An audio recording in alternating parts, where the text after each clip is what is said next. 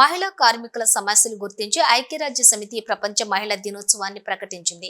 కానీ కేంద్ర రాష్ట్ర ప్రభుత్వాలు మహిళా కార్మికుల సమస్యల పట్ల శ్రద్ధ చూపడం లేదని ఆక్షేపించారు. ప్రపంచ మహిళా దినోత్సవాన్ని పురస్కరించుకుని పెద్దపల్లి సిఐటియు ఐద్వా కమిటీ ఆధ్వర్యంలో వ్యవసాయ మార్కెట్ నుండి అమరవీరుల స్తూపం వరకు ర్యాలీ నిర్వహించారు. అనంతరం సభ ఏర్పాటు చేసి మహిళల సమస్యలపై చర్చించారు. ఈ సందర్భంగా సిఐటియు జిల్లా మహిళా సంఘాల అధ్యక్షురాలు జ్యోతి మాట్లాడుతూ ఐక్యరాజ్య మహిళలు కార్మిక సమస్యలు ఎదుర్కొంటున్నారని వాటిని పరిష్కరించడానికి అంతర్జాతీయ మహిళా దినోత్సవాన్ని ప్రకటించింది.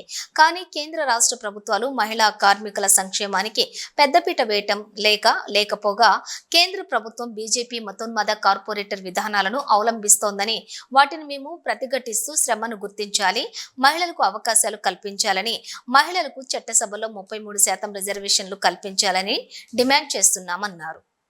పెద్దపల్లి జిల్లా శ్రామిక మహిళా లోకానికి అందరికి కూడా సిఐటియు తరపున అంతర్జాతీయ మహిళా దినోత్సవ శుభాకాంక్షలు సిఐటియు తరపున తెలియజేస్తున్నాం.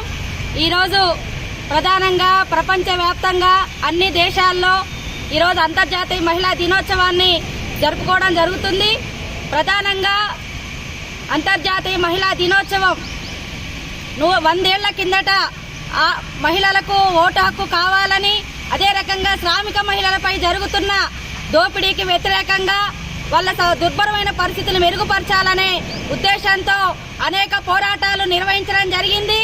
మరి ఆ రకంగా అనేక ఏళ్ల తర్వాత 1975 సంవత్సరంలో ఐక్యరాజ్య సమితి మరి మహిళల హక్కుల కోసం నినదించడానికి, మరి వారి సమస్యలు పరిష్కరించడానికి ఈరోజు ఈ అంతర్జాతీయ మహిళా దినోత్సవాన్ని జరపాలని నిర్ణయించడం జరిగింది.